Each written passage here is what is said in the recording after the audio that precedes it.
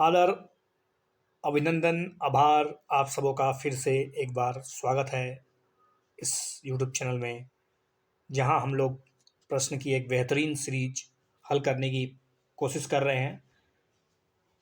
आपके सामने स्क्रीन पर the figure of लवासना, the lovely place for all you are candidate who want to go there, so must prepare with consistently, regularly, and your focus must be your aim. For watching this video, you have to be concentration and think about the question label of UPSC. This is the background of the starting video. So let's start without spending time. Hindi में होगा पूरी तरह से, don't worry, but some time I speak Hindi English both. तो पहला सवाल आपकी screen पर है, उल्लास नदी के संबंध में उल्लास नदी किस राज्य से होकर बहती है। उल्लास नदी है और आपको पूछा गया किस राज्य से होकर बहती है। Option are Orissa, Jharkhand, Maharashtra, Karnataka. उल्लास नदी, प्रश्न थोड़ा सा ऊपर है इसलिए you have to be concentration कि आपने प्रश्न को ध्यान से सुना कि नहीं या देखा कि नहीं। तो इसका सही जवाब I think Maharashtra is the right answer. या of course Maharashtra is the right answer. Ullas नदी महाराष्ट्र होकर बहती है। जैसा कि ये राज्य महाराष्ट्र राज्य में पश्चिमी भारत में एक पश्चिम में बहती नदी है, ध्यान रहे ये पश्चिम में बहती है, नॉट पूरब में। अगला क्वेश्चन है, अंतर्राष्ट्रीय व्हेलिंग कमीशन, जो व्हेल होते हैं उनसे संबंधित एक आयोग बनाया गया है, अंतर्राष्ट्रीय व्हेल कमीशन। उसके संबंध में आपको बताना है विच आर द करेक्ट और इनकरेक्ट। देखते हैं सही पूछा गया है तो ध्यान रहे, अंतर्राष्ट्रीय व्हेलिंग कमीशन के बारे में पूछा जा रहा है।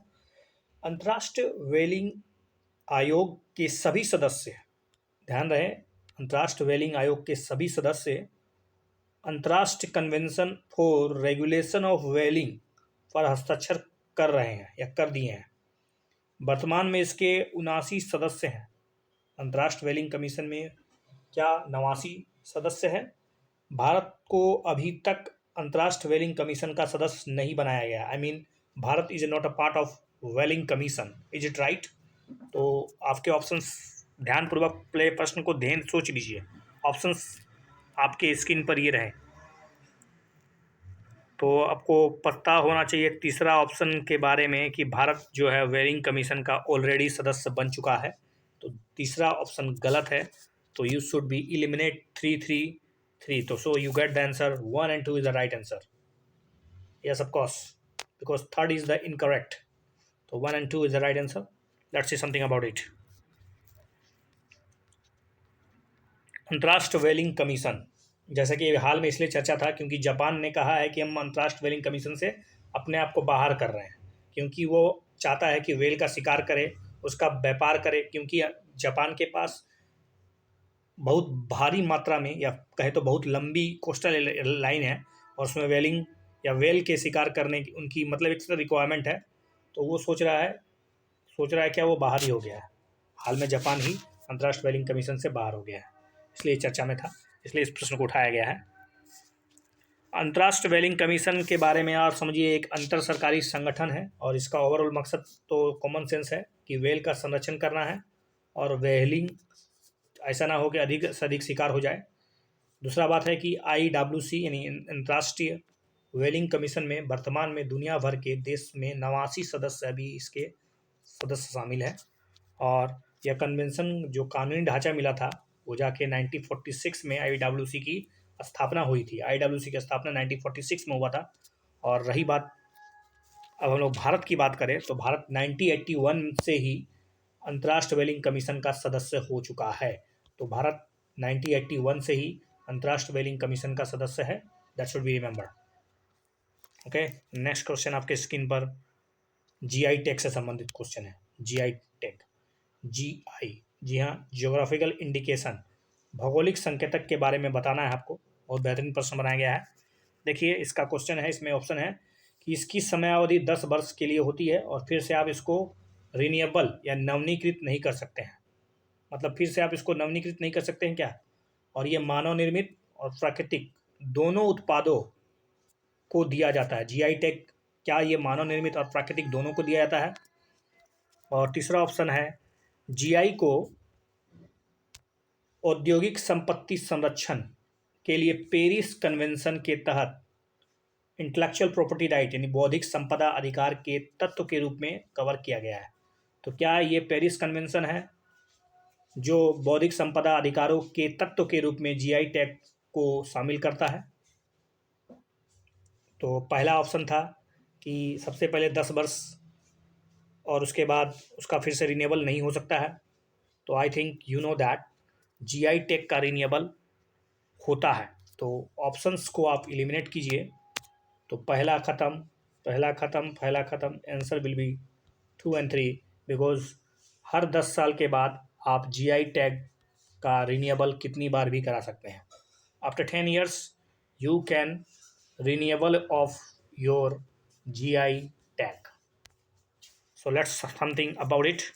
जीआई के बारे में वस्तुओं पर उपयोग किया जाने वाला एक चिन्ह है जो एक विशिष्ट एक स्पेसिफिक भौगोलिक उत्पत्ति को दिखाता है और उसके मूल स्थान के कारण यह बहुत ही प्रतिष्ठित होता है। और उद्देश्य इसका मकसद मतलब ओवरऑल इसका मकसद क्या है? ग्राहकों को विशिष्ट पहचान प्रदान करना, विशिष्ट ग्राहकों को जानकारी हो कि ये किस विशिष्ट क्षेत्र का है और उत्पादों को अधिक इसका डिमांड बढ़ाया जाए। मानव निर्मित और साथ साथ प्राकृतिक दोनों उत्पादों को दिया जाता है। हालांकि यह ध्यान रहे that should be very important कि यह व्यक्तिगत या फिर कंपनी के बजाय एक समुदाय को दिया जाता है। एक व्यक्ति को नहीं मिलता है, एक कंपनी को नहीं मिलता, बल्कि एक समुदाय को मिलता है जीआई टैग। और इसके बारे में कि यह किस एक्ट्स के द्वारा इसको पावर मिलता है, तो ये माल यानी पंजीकरण और सुरक्षा अधिनियम 1999 भौगोलिक संकेतक के तहत संरक्षित है। तो पंजीकरण और सुरक्षा अधिनियम 1999 के तहत भौगोलिक संकेतक संरक्षित हैं। और वाणिज्य और उद्योग मंत्रालय, तो किस मंत्रालय के तहत? तो वाणिज्य और उद्योग मंत्रालय औद्योगिक नीति संवर्धन विभाग यानी DIPP के तहत IPR संवर्धन और प्रबंधन सेल द्वारा इसको मैनेजमेंट किया जाता है, प्रबंधित किया जाता है। और विश्व स्तर पर देखा जाए तो अंतर्राष्ट्रीय स्तर पर जीआई जो है वो विश्व व्यापार संगठन यानी वर्ल्ड ट्रेड WTO के समझौते द्वारा इसको रेगुलेट किया जाता है। बौद्धिक संपदा अधिकार ट्रिप्स इससे संबंधित है। ओके, तो lot of information for you. और साथ साथ इसकी समय अवधि 10 वर्ष और किसी भी समय के लिए इसको आप नवीनीकृत कर सकते हैं। अब भारत के बारे में कुछ जान लें। जीआई टैग देखिए, पहला जीआई टैग भारत के संदर्भ में दिया गया था 2004-05 में और वो था दार्जिलिंग चाय। फेमस है बहुत ही दार्जिलिंग चाय। That's sufficient for it. चलिए, और इससे एक और जानकारी है कि इस बौद्धिक संपदा अधिकार जो है वो वास्तव में पेरिस कन्वेंशन के तहत सुरक्षित है। पेरिस कन्वेंशन, तो जब कभी भी पेरिस कन्वेंशन, तो आपको याद रखना होगा क्योंकि पेटेंट के लिए अलग है, कॉपीराइट के लिए अलग है, ठीक है। तो इसको आपको याद रखना होगा, Paris convention that is related to GI tag. तो आप मुझे जरा पेटेंट जो रजिस्टर्ड होता है वो किस कन्वेंशन के तहत, आप मुझे बताइए कमेंट सेक्शन में। अब इतिहास से प्रश्न है 1793 चार्टर एक्ट के बारे में। 1793 के चार्टर जो अधिनियम था उसके संदर्भ में आपको ध्यान रखना है दिमाग में। 1793 के बारे में पूछा जा रहा है, ऑप्शन आर इसके लिए। इसने गवर्नर जनरल ऑफ बॉम्बे और मद्रास के अधीनस्थ जो प्रेसिडेंसी की सरकारों पर अधिकार और नियंत्रण दे दिया। मतलब गवर्नर जनरल को, मतलब जो बंगाल का गवर्नर जनरल था वो बम्बई और मद्रास के जो प्रेसिडेंसी की सरकारें थी उस पर एक तरह से डोमिनेशन कर लिया, उस पर अधिकार कर लिया, उस पर नियंत्रण कर लिया। ये 1793 में हुआ था। क्या इसने निर्धारित किया कि नियंत्रण बोर्ड के सदस्यों और उनके कर्मचारियों को ब्रिटिश राजस्व से भुगतान किया जाना था। क्या ये सही है कि ब्रिटिश राज्य से भुगतान किया जाएगा? इसने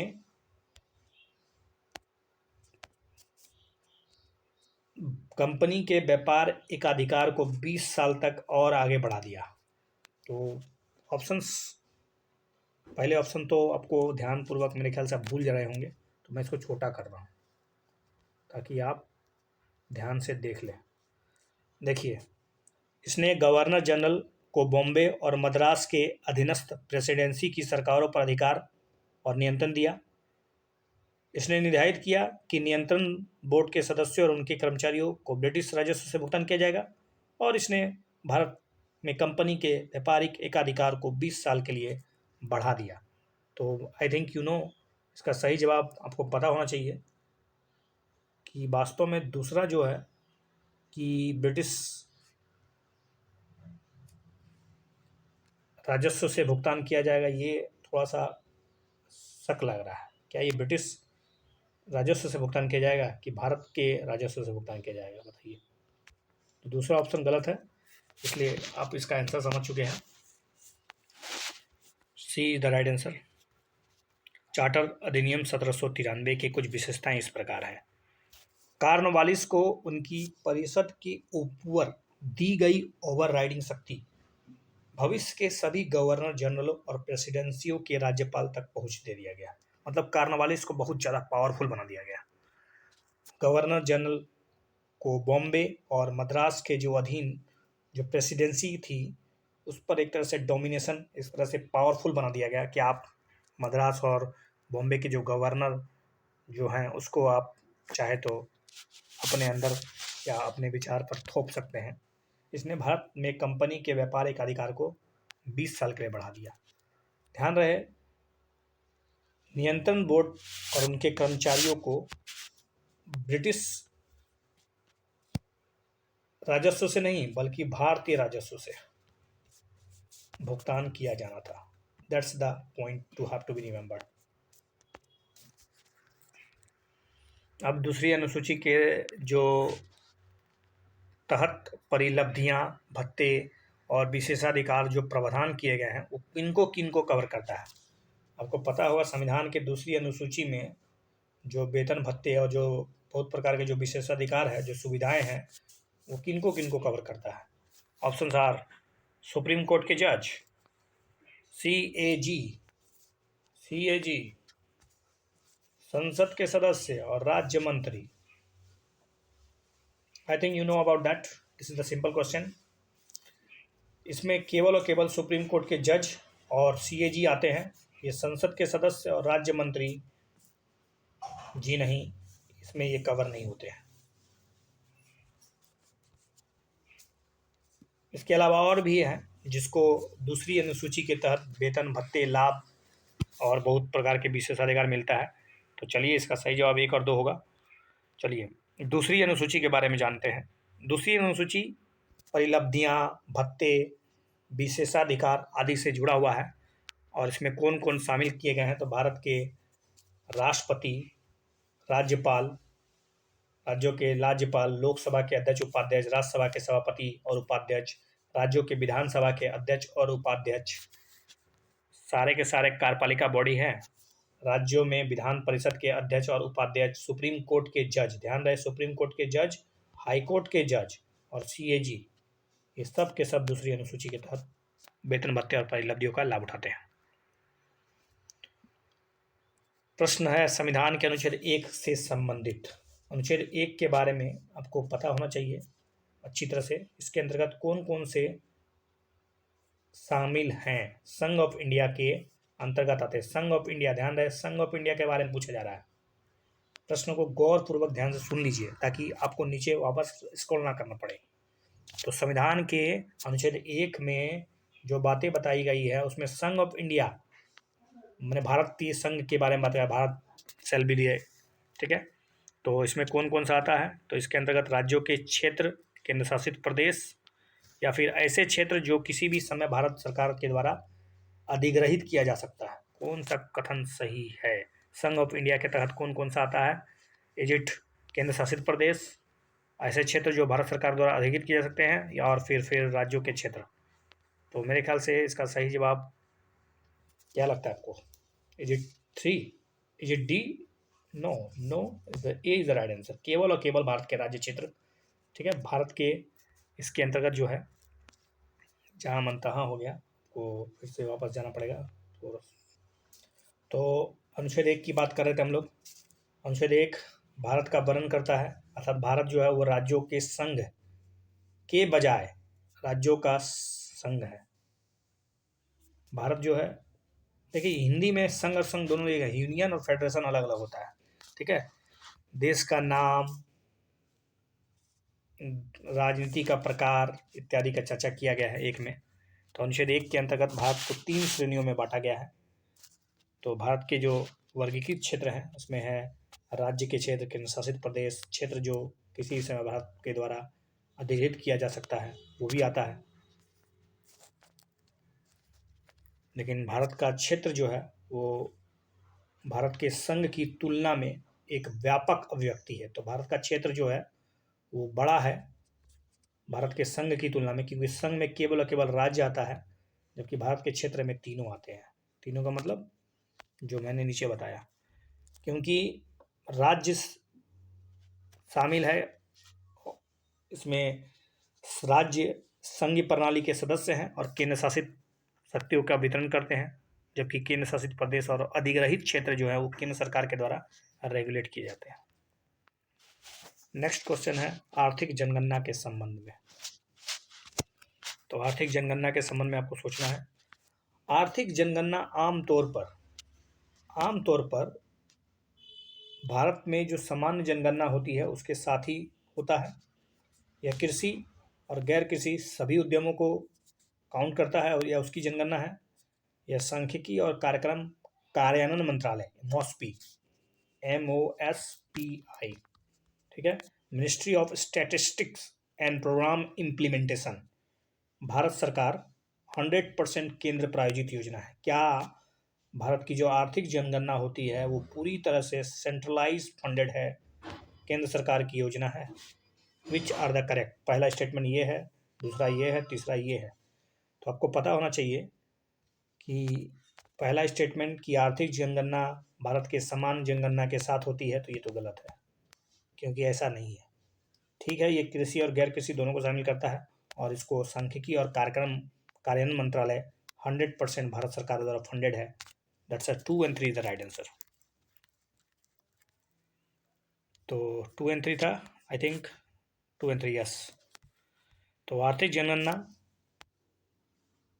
की बात करें, आर्थिक जनगणना राज्य में विशेष रूप से खास करके अर्थव्यवस्था में जो असंगठित क्षेत्र है उसकी योजना, उसके विकास के बुनियादी उद्यमशीलता का एक डेटा देता है कि कैसा हमारा अनऑर्गेनाइज सेक्टर है, उसकी विकास, उसकी रास्ताएं में आने वाली जो अड़चने हैं वो क्या क्या हैं। तो with the help of economic census we can estimate overall the system of unorganise sector. यह सांख्यिकी और कार्यक्रम कार्यान्वयन मंत्रालय यानी भारत सरकार की 100% केंद्र प्रायोजित योजना है। आर्थिक जनगणना में बहुत कुछ कवर होता है। इसमें देश की भौगोलिक सीमा के भीतर जितने भी उद्यमशील हैं संपूर्ण के संपूर्ण इकाई उसको शामिल किया जाता है, जिसमें कि आप रोजगार, अवैतनिक, वेतनिक, श्रमिक, महिला, बाल श्रमिक सभी के मतलब ओवरऑल इसकी जानकारी इकट्ठा की जाती है। 10 या 10 से जो अधिक श्रमिक वाले उद्यम है उनका पूरा का पूरा पता दर्ज किया जाता है। प्रश्न है कोआ वारंटो, जिसको अधिकार परीक्षा बोलते हैं, मुझे हक है आपसे पूछने का। कोआ वारंटो जिसको बोला जाता है, ठीक है, this is the one of the writ. Article 32 के तहत जो 5 प्रकार की रीटें निकलती है, जी हाँ, जिसमें एक है अधिकार परीक्षा, परमादेश, ठीक है, बंदी प्रत्यक्षीकरण, उत्प्रेषण, उसके बाद उत्प्रेषण के अलावा और एक होता है, मुझे आप बताइए कमेंट सेक्शन में। तो पांचों रीट में ये को वारंटो के बारे में पूछा गया है। Which are the correct statement about quo warranto? यह मंत्री स्तरीय कार्यालय के मामलों में जारी किया जा सकता है। ध्यान रहे, मंत्री स्तरीय कार्यालयों के यानी मंत्रियों के खिलाफ जारी किया सकता है। यह रीट किसी भी इच्छुक व्यक्ति द्वारा मांगी जा सकती है, जरूरी नहीं है कि पीड़ित व्यक्ति ही मांगे इसको। मतलब अगर आप को वारंटो जारी करना चाहते हैं, हालांकि आप नहीं जारी करते हैं, आपको सुप्रीम कोर्ट या हाई कोर्ट जाना पड़ेगा इसके लिए, तो क्या वो वही व्यक्ति मांगेगा जो उससे पीड़ित है? इसमें पूछा गया कि कोई भी मांग सकता है, जरूरी नहीं है कि पीड़ित व्यक्ति उसके लिए इसकी मतलब हाई कोर्ट या सुप्रीम कोर्ट जाए। तो कौन सा सही है अबाउट को वारंटो यानी अधिकार परीक्षा? देखिए, अधिकार परीक्षा जो है, this is the part of article 32 और 226, ठीक है। तो मंत्री स्तर कार्यालयों के मामले में जारी नहीं होता है, और खास करके निजी कार्यालयों के बारे में जारी नहीं कर सकते आप। तो मंत्री स्तर कार्यालय तो होगा नहीं, इसलिए पहला गलत।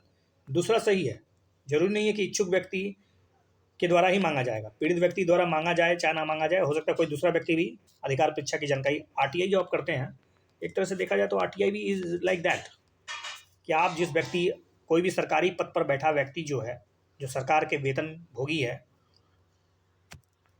उसमें एक्सेप्शन है मंत्री स्तर के कार्यालय, तो एक तरह से अधिकार परीक्षा ही जैसा लगता है, ठीक है। तो let's say something about it. तो B is the right answer, quo warranto, जिसका शाब्दिक सीधा अर्थ होता है किस अधिकार से या किस वारंट से आप इस पद पर बैठे हैं। अदालत द्वारा किसी भी सार्वजनिक कार्यालय में, ध्यान रहे किसी भी सार्वजनिक, नॉट प्राइवेट, किसी व्यक्ति के दावे की वैधता की जांच करने के लिए जारी किया जाता है कि आप जिस पद पर बैठे हुए हैं उस पद की वैधता क्या है, क्या आपके पास ओरिजिनल सर्टिफिकेट है, या आप उस पद के लिए एलिजिबल हैं, या आपने जो रिक्वायर्ड कंडीशन उसको पूरा किया है। तो किसी व्यक्ति के द्वारा सार्वजनिक कार्यालय के अवैध उपयोग को रोकता है। ऐसा नहीं है कोई व्यक्ति सार्वजनिक पद पर बैठा है और उसके लिए वो वैध ही नहीं है।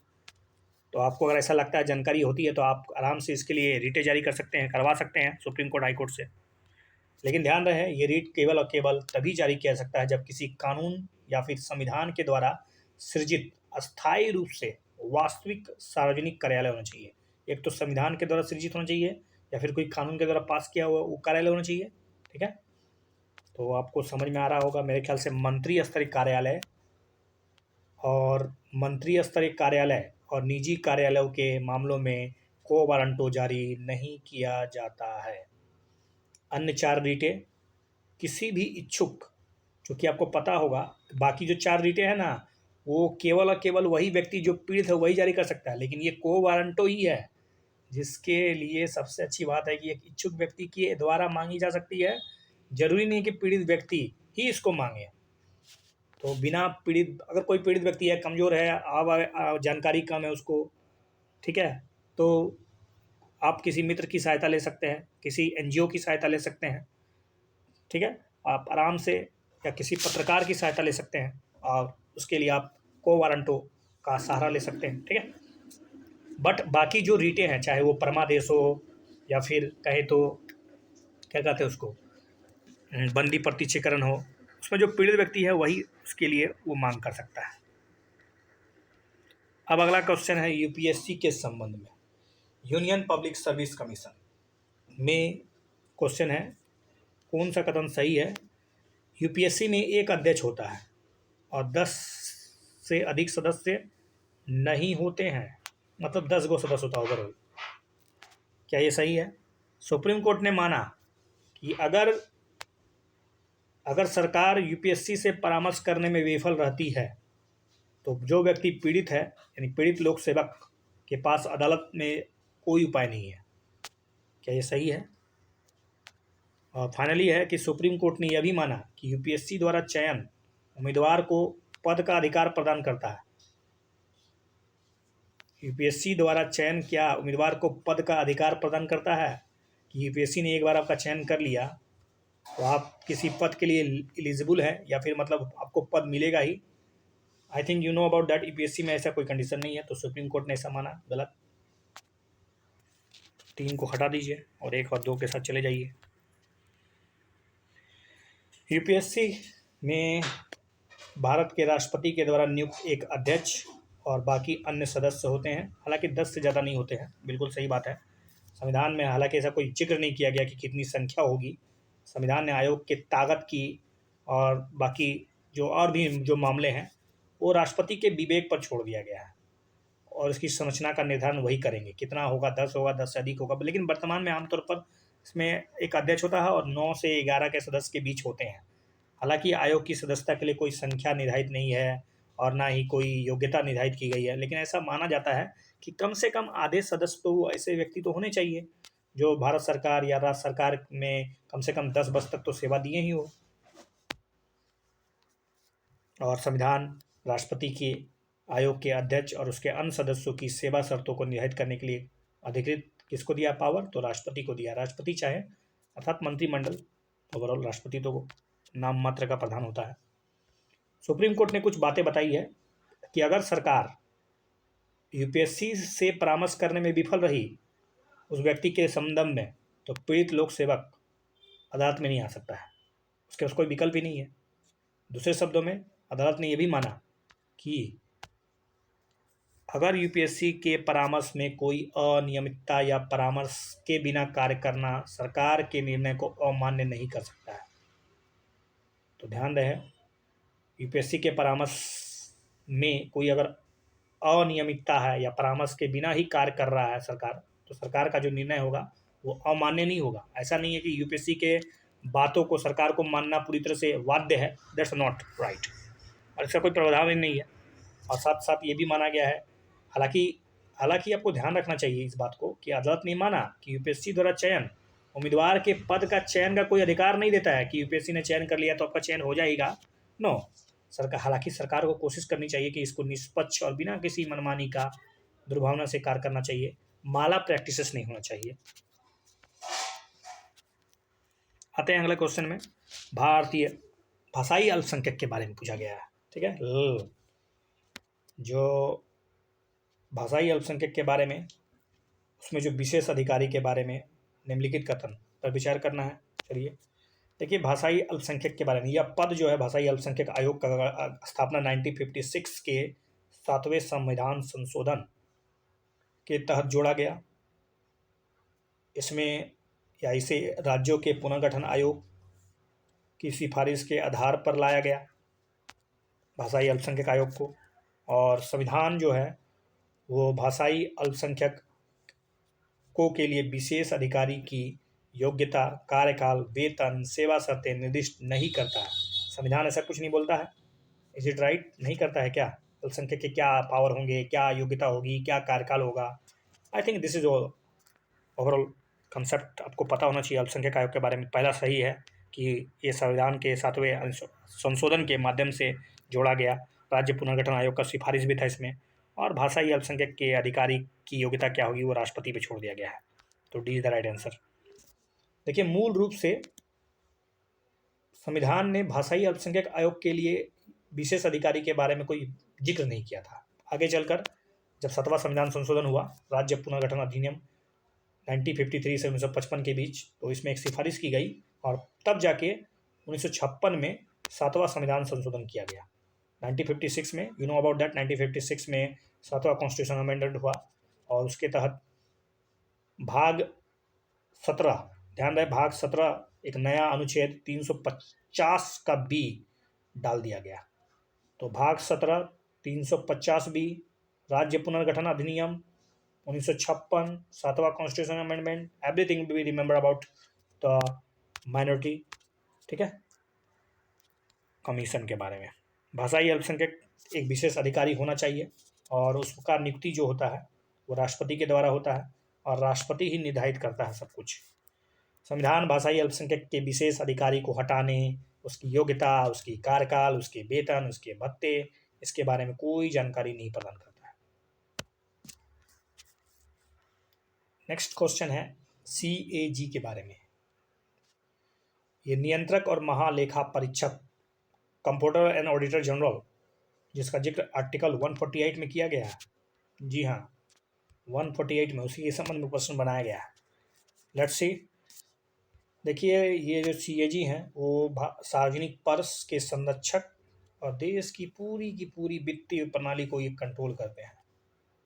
वित्त मंत्री संसद में CAG का प्रतिनिधित्व मतलब रिप्रेजेंटेशन करते हैं। उन्हें राष्ट्रपति के द्वारा उसी आधार पर, उसी तरह से सुप्रीम कोर्ट के जज के रूप में, जिस तरह से सुप्रीम कोर्ट के जजों को हटाया जा सकता है, ठीक उसी प्रकार से हटाया जाता है। ये सही है क्या? सोच लीजिए। I think first is the correct guardian of the public purse, और पूरे के पूरे वित्त सिस्टम को एक तरह से कंट्रोल करता है, देख रेख करता है। और ये वित्त मंत्री संसद में सीएजी का रिप्रेजेंटेशन करते हैं, ये तो बकवास, ऐसा कुछ है ही नहीं। और राष्ट्रपति के द्वारा उसको हटाया जा सकता है, उसी तरह से जिस तरह से सुप्रीम कोर्ट के जज को हटाया था। इसका सही जवाब आपको मिल चुका होगा मेरे ख्याल से, 1 और 3 होगा सी द राइट आंसर। चलिए इसके बारे में जानते हैं। देखिए सीएजी अनुच्छेद 148, एक स्वतंत्र कार्यालय, लेखा परीक्षा और लेखा विभाग का प्रमुख, सार्वजनिक पर्स का संरक्षक, केंद्र और राज्य सरकार दोनों स्तर पर पूरी वित्त प्रणाली को एक तरह से ये नियंत्रित करता है, ध्यान दें। और सीएजी को भारत के राष्ट्रपति के द्वारा नियुक्त किया जाता है। वह 6 साल की अवधि या 65 वर्ष की अवधि तक कार्यालय में रखता है, और जो भी पहले इसमें हो 65 वर्ष या 6 साल, वह राष्ट्रपति को अपना त्याग पत्र संबोधित करके अपने कार्यालय से किसी भी समय इस्तीफा दे सकता है। राष्ट्रपति द्वारा उसे उसी आधार पर हटाया जाएगा जिस तरह से सुप्रीम कोर्ट के जज को हटाया जा सकता है। सब दूसरे शब्दों में कहें तो बहुत जटिल प्रक्रिया है, अर्थात उन्हें राष्ट्रपति विशेष बहुमत के साथ संसद के दोनों सदनों द्वारा उस प्रभाव से एक पारित प्रस्ताव के द्वारा हटाया जाएगा, और इसके लिए सिद्ध दुर्व्यवहार और अक्षमता का ग्राउंड बनाया जाता है। मतलब ये 2 ही ग्राउंड है, एक तो दुर्व्यवहार है, दूसरा अक्षमता है, जिसके आधार पर ये कंडीशन क्रिएट हो सकता है। कोई भी मंत्री सीएजी की रिप्रेजेंटेशन को नहीं करता है, ठीक है। सीएजी का रिप्रेजेंटेशन कोई नहीं करता है, उसके द्वारा किए गए किसी भी कार्य के लिए कोई मंत्री नहीं कहा जा सकता है। कोई मंत्री उसका मतलब रिप्रेजेंटेशन नहीं करता है, ना ही उसकी भूमिका निभाता है। अब आते हैं आर्थिक गतिविधि के संदर्भ में, एक शब्द है बूम। बूम ये ग्राफ में बनाता हूँ आपको समझाने के लिए। This this is the boom, ये एरिया बूम है। फिर बस इसी तरह से चलता है हमारी इकोनॉमी, या फिर हमारा इकोनॉमिक अगर मानते हैं ऐसे चल रहा है, फिर ऐसे गिरा, फिर ऐसे उठा, फिर ये, फिर ऐसे चला, फिर ऐसे चलता है, ठीक है। तो ये जो बूम का आप देख रहे हैं उसके संदर्भ में बूम के बारे में बताइए। बूम में क्या होता है? बूम में मांग त्वरित और लंबे समय तक वृद्धि, मांग बहुत तेजी से बढ़ जाता है, एक मांग और आपूर्ति में अंतराल स्पष्ट दिखाई दे रहा है। अर्थव्यवस्था में निवेश योग्य पूंजी की कमी और कम बचत जैसी संरचनात्मक समस्याओं का सामना करना पड़ सकता है बूम की स्थिति में।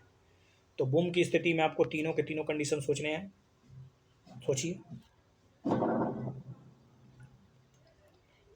जी हाँ, बिल्कुल, मांग में त्वरित और लंबे समय तक वृद्धि होगी, और मांग और आपूर्ति में अंतराल क्रिएट हो जाता है, क्योंकि पूंजी का जो निवेश है, यानी निवेश की जो पूंजी है वो घट जाती है, और बचत भी उस समय कम रहता है। तो तीनों के तीनों स्ट्रक्चर बूम के कंडीशन के लिए बना रहा है। देखिए आर्थिक गतिविधि में एक मजबूत और ऊपर की ओर, जैसा कि मैंने आपको डायग्राम से देखा, ऊपर की ओर उतार चढ़ाव को दिखाता है।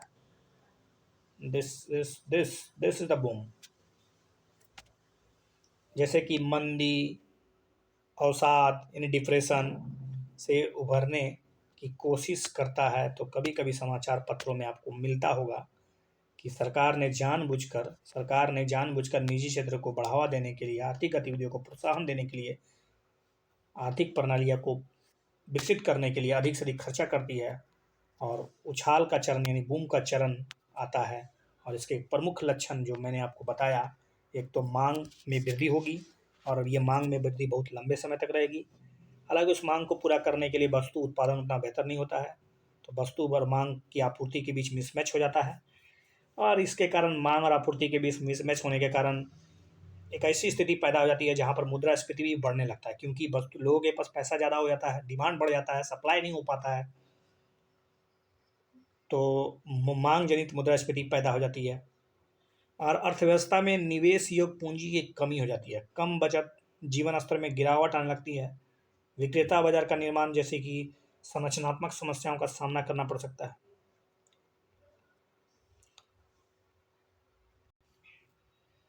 तो अगला प्रश्न है राष्ट्रीय गोकुल मिशन के संबंध में।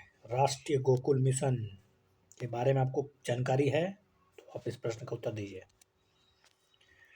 इसे राष्ट्रीय गोजाति प्रजनन और डेयरी विकास कार्यक्रम के तहत लॉन्च किया गया है। गोजातीय प्रजनन और डेयरी विकास कार्यक्रम के तहत लॉन्च किया गया है। इसका उद्देश्य केंद्रित वैज्ञानिक तरीके से स्वदेशी नस्लों का संरक्षण करना है, विकास करना है, और ये 100% अनुदान सहायता के आधार पर क्रियान्वित की जा रही है। 100% अनुदान। कौन सा सही है? 2 सही है, 3 सही है, पहला भी सही था क्या? देखिए, राष्ट्रीय गोजाति प्रजनन विकास कार्यक्रम डेयरी विकास कार्यक्रम के द्वारा चलाया जा रहा, तो बिल्कुल सही है। 3 इज द राइट आंसर। राष्ट्रीय गोकुल मिशन के बारे में समझिए। एक तो ये मिशन जो है केंद्रित और वैज्ञानिक तरीके से स्वदेशी नस्लों का संरक्षण करेगा और उसके विकास के काम करेगा। ये गोजाति प्रजनन और डेयरी विकास के लिए एक राष्ट्रीय कार्यक्रम है। और राष्ट्रीय गोकुल मिशन की बात करें तो फंडिंग पैटर्न राज्य कार्यान्वयन एजेंसी के माध्यम से लागू किया जाएगा, लेकिन फंडिंग पूरा तरह से देश में अनुदान के माध्यम से चलेगा। 100% अनुदान मिलेगा इसमें। नेक्स्ट क्वेश्चन है सुरक्षा लेन देन कर यानी STT। STT टैक्स एक प्रकार का है, STT के संबंध में बताना है। सुरक्षा लेन देन कर STT पहली बार 2014 में, बजट 2014 में इसको पेश किया गया STT को, और सीधे निवेशक या व्यापारी पर लगा दिया था इसको। कौन सा सही है?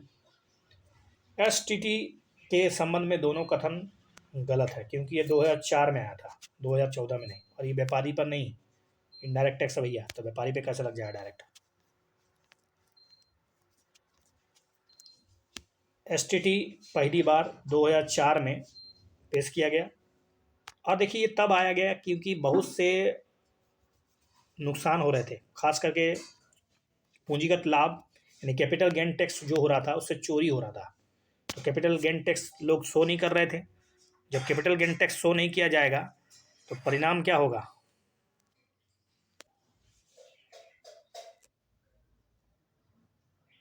तो कैपिटल गेन टैक्स की बात कर रहे थे हम लोग, क्योंकि शेयर बाजारों पर लगाने वाला एक प्रकार से कर है।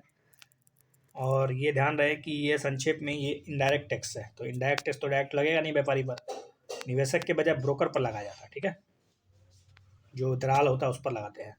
और ये दलाल कहाँ से इकट्ठा करता है? ये फिर ग्राहकों से निकलता है, क्योंकि इनडायरेक्ट टैक्स की खूबी यही है कि जिस पर लगता है वो उस पर डायरेक्ट नहीं होता, वहन किसी और से किया जाता है। तो ओवरऑल सरकार कहे तो ग्राहकों से ही एक तरह से बर्डन है सरकार के पास जमा होता है। तो एक तरह से इसको STT उस समय लाया गया था। और STT इक्विटी और डेरिवेटिव लेन देन पर लगाया जाता है। ये इक्विटी और डेरिवेटिव लेन देन पर लगाया जाता है। वायदा और विकल्प, जैसा कि आप जानते हैं, फ्यूचर एंड ऑप्शन मार्केट लेन देन बिक्री पर STT के दायरे में भी आता है। वायदा भी या फ्यूचर भी आता है, और ऑप्शन मार्केट ऑप्शन लेन देन बिक्री पक्ष पर STT दायरे में आते हैं। नेक्स्ट क्वेश्चन है कोणार्क मंदिर के बारे में। कोणार्क का सूर्य मंदिर जो है उसके बारे में आपको बताना है। इसका निर्माण गंग वंश के राजा थे जिसका नाम था नरसिंहदेव प्रथम। नरसिंहदेव प्रथम ने कोणार्क का मंदिर का निर्माण करवाया। यूनेस्को के वर्ल्ड हेरिटेज में शामिल है, ये तो बात सही है लगता है। और इसकी कल्पना सूर्यदेव के विशाल रथ के रूप में की गई थी। सूर्यदेव के विशाल रथ से जुड़ा हुआ है कोणार्क का सूर्य मंदिर। तो तीनों के तीनों स्टेटमेंट बिल्कुल ही सही है। जी हाँ, लेट्स सी समथिंग अबाउट सूर्य मंदिर ऑफ कोणार्क। 13वीं शताब्दी में इसका निर्माण किया गया। कोणार्क का सूर्य मंदिर, ये सूर्य देवता के विशाल रथ के रूप में इसको परिकल्पना किया गया था। इसमें 7 घोड़े के द्वारा उसको खींचा जा रहा है, बहुत ही बेहतरीन अलंकृत है। और इसका निर्माण गंग वंश के राजा थे जिनका नाम था नरसिंह प्रथम, नरसिंह देव या नरसिम्हा देव प्रथम। नरसिम्हा देव प्रथम कहिए या नरसिंह देव प्रथम। 1984 में इसको वर्ल्ड हेरिटेज साइट में शामिल किया गया। यूनेस्को के जो वर्ल्ड हेरिटेज है, यूनेस्को की विश्व विरासत जो अभी वर्तमान में कितने हैं? Can you tell me about how many world heritage site of UNESCO? UNESCO के वर्ल्ड हेरिटेज साइट में अभी कितने स्थल हमारे यहाँ शामिल हैं? वास्तुशिल्प महानता और मूर्तिकला कार्यों पर बहुत ही बेहतरीन परिष्कृत और प्रचुरता के कारण इसको शामिल किया गया है। और उड़ीसा का जो कोणार्क का और भी जो मंदिर सब है और ट्रायंगल की तीसरी कड़ी है ये। तो दो कड़ी और कौन सा है, देखिए दो कड़ी, एक है लिंग का उड़ीसा का जो जगन्नाथपुरी है, दूसरा भुवनेश्वर, लिंग भुवनेश्वर का भी है। इस मंदिर का रंग बहुत ही काला होने के कारण इसको ब्लैक पैगोडा बोलते हैं, ब्लैक पैगोडा। तो याद रखिएगा, कोणार्क मंदिर ब्लैक पैगोडा के नाम से जाना जाता है। और इसी तरह जगन्नाथपुरी का जो मंदिर है वो भी सूर्य मंदिर ही है, लेकिन ये जो जगन्नाथपुरी का जो मंदिर है वो व्हाइट पैगोडा कहलाता है। और ये हिंदू धर्मों का बहुत ही पवित्र स्थल है, क्योंकि हर साल फरवरी के महीने में यहाँ पर चंद्रभागा मेला लगता है। चंद्रभागा मेला, तो पूछा जा सकता है चंद्रभागा मेला कहाँ लगता है, उड़ीसा में लगता है। किस साल, हर साल फरवरी महीने में। नेक्स्ट है बाइरेक, बिराक के संबंध में, बिराक जिसको हिंदी में कहते हैं जैव प्रौद्योगिकी अनुसंधान सहायता परिषद। Let's see something about it. जैव प्रौद्योगिकी विभाग के द्वारा स्थापित एक गैर लाभकारी संगठन है, डीबीटी के द्वारा स्थापित किया गया है। एक उद्योग शिक्षा इंटरफेस है, उद्योग शिक्षा दोनों इसमें काम करता है मिलकर। रणनीतिक अनुसंधान और नवाचार के उभरते बायोटेक उद्यम को मजबूत और सशक्त बनाने के लिए इंटरफेस एजेंसी है। बिराक के बारे में आपको पता है?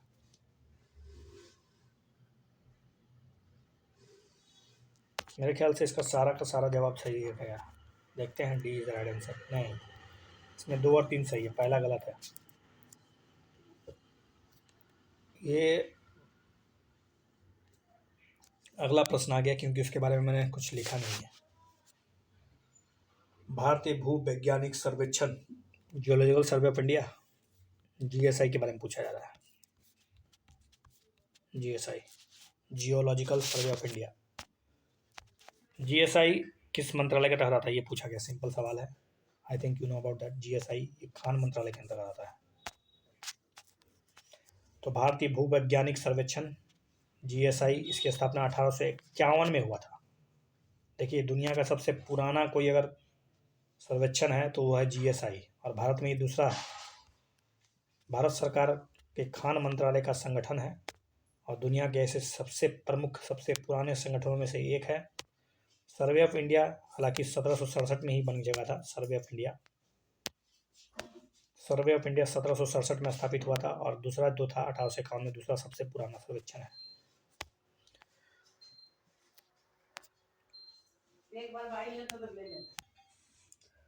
नेक्स्ट प्रश्न है, निम्नलिखित वास्तुकला को नवीनतम से सराहना है। पहले मतलब जो पहले बना, बाद में जो पुराना, जो सबसे नया है, उसमें तो आपको पता होगा सबसे नया क्या है।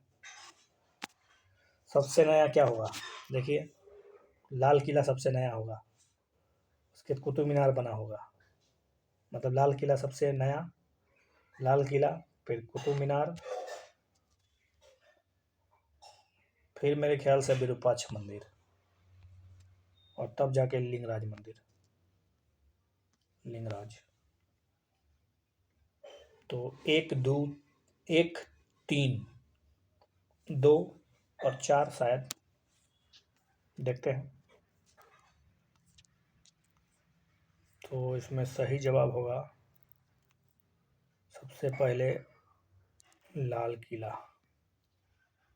1, 3, 2, 4, C is the right answer. Sir D, 1, 3, 4, 2, यह 4, 2, 4 विरूपाक्ष सबसे पुराना है। विक्रमादित्य की रानी के द्वारा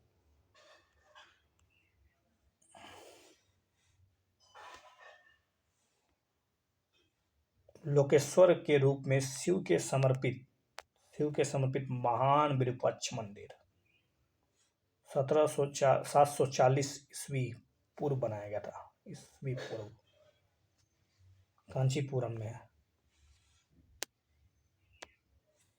कैलाशनाथ की प्रत्यक्ष नकल है ये विरूपाक्ष मंदिर।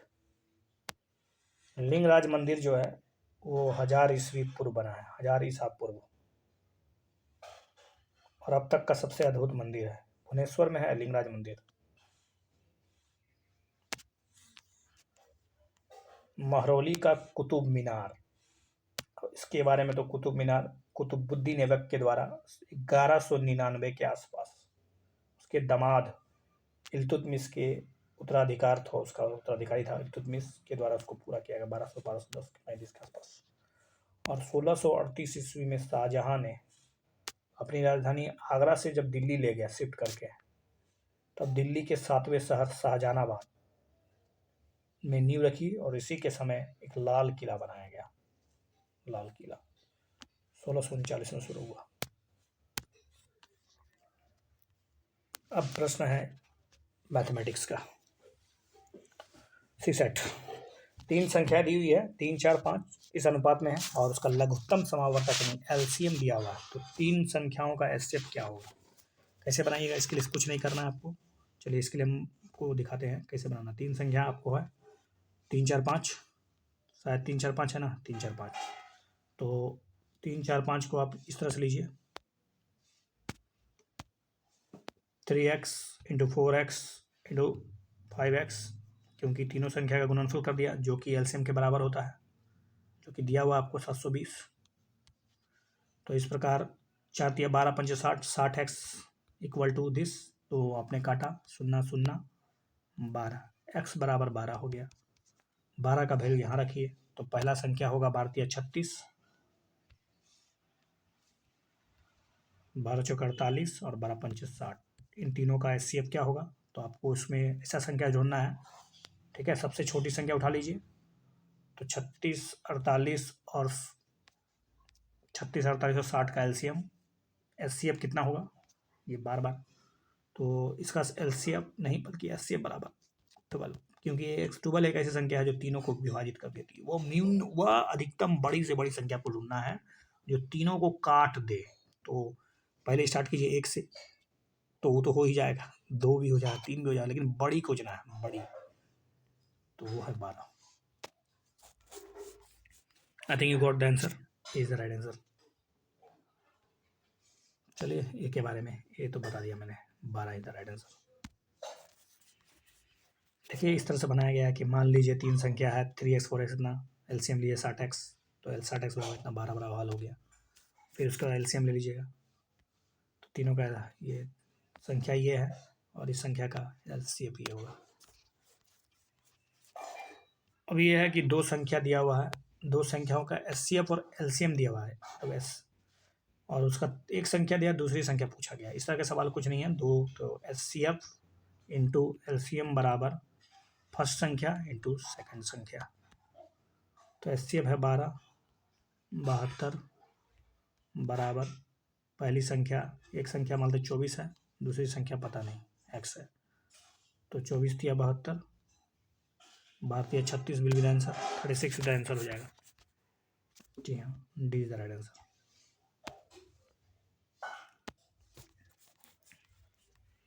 तो इस तरह से कर लेना है, आप जानते ही इस तरह बनाने में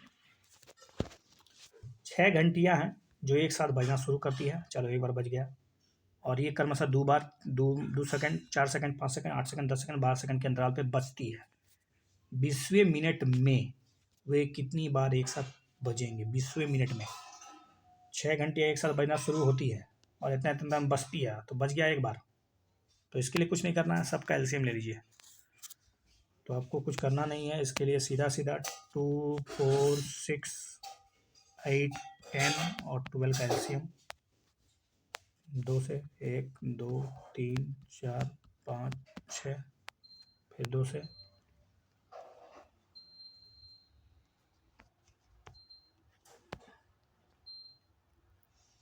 फिर 3 से लीजिए, 3, 3, 3, 3, 5 दूना 10, 10 दूना 20, 20 दूना 40, तो 5 दूना 10, 10 तिया 30, 30 दूना 60, 60 दूना 120 हो गया एलसीएम। तो एलसीएम 120 निकाल लिया आपने, तो 120 सेकेंड हुआ, और आपको दिया हुआ कि 20 मिनट में कितनी बार बजेगी। तो 20 मिनट को आप पहले चेंज कीजिए सेकंड में, तो 60 से गुना कर दीजिए, अबाउट 120। इसको काटा 2 बार में और इसको काटा तो 10 आया, यानी एक बार तो बच चुका है पहले ही। तो ओवरऑल 20 मिनट में ये कितनी बार बजेगी? 11 बार। ओके, जी हाँ, 11 bar is the right answer. देखिए कैसे ही बनाया है, सबका एलसीएम 120 सेकंड, 2 मिनट के बाद घंटियाँ एक साथ बजेगी। 2 मिनट बने 120 सेकंड के बाद, तो 20 मिनट में कितनी बार बजेगी? एक साथ टोल करेंगे तो 20/2 + 1। क्यों? क्योंकि ऑलरेडी एक बार बज चुका है, शुरुआती रिंग है ये, ठीक है, एक भूलिएगा नहीं। और इसको दिया है कि एक संख्या है इतना, इसको अरेंज कर लीजिए आरोही क्रम में, मतलब सबसे चार जैसे मैंने तैसे लिखा है उसको सुधार लीजिए एक बार, और सुधारने के बाद बाएं से दाएं पहले 4 अंकों में 2 जोड़ दीजिए और शेष 4 अंकों में 2 घटा दीजिए। तो इस प्रकार बड़ी संख्या में कितना अंकों का पुनरावृत्ति होगा, तो वो संख्या पहले ढूंढ लीजिए। चलिए उस संख्या को हम यहाँ पर अरेंज करते हैं। 4 7 6 2 3 9 5 1। तो इसको 1 2 3 4 5 6 7 और 9 ये हो गया। उसको प्रथम में से आपको 2 जोड़ना है और अंतिम में से 2 घटाना है। तो इसमें 2 जोड़िएगा तो यहाँ 3 4 5 और 6, 3 4 5 6 हो जाएगा स्टार्टिंग का, 3 4 5 6, और इसमें 2 घटाइएगा तो ये हो जाएगा 6 4 6 4 5 7। तो कौन कौन सा संख्या मिल रहा है? 3 3 मिल रहा है, नहीं 4 मिल रहा है, 5 मिल रहा है, और यहाँ पर 4 5 तो मिल रहा है।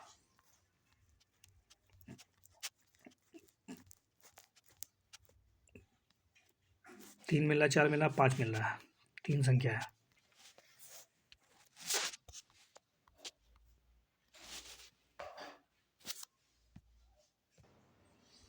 तो इस वीडियो में हम लोग लगभग 25 से 40 प्रश्नों को सॉल्व किया है। 25 प्रश्नों को सॉल्व किया, लेकिन 40 नए इन्फॉर्मेशन को सीखा है। तो ये सील परम भूषणम ये जहाँ पर है आपको वहीं पहुँचना है, यानी लबासना में, लाल बहादुर शास्त्री, ठीक है, अकादमी।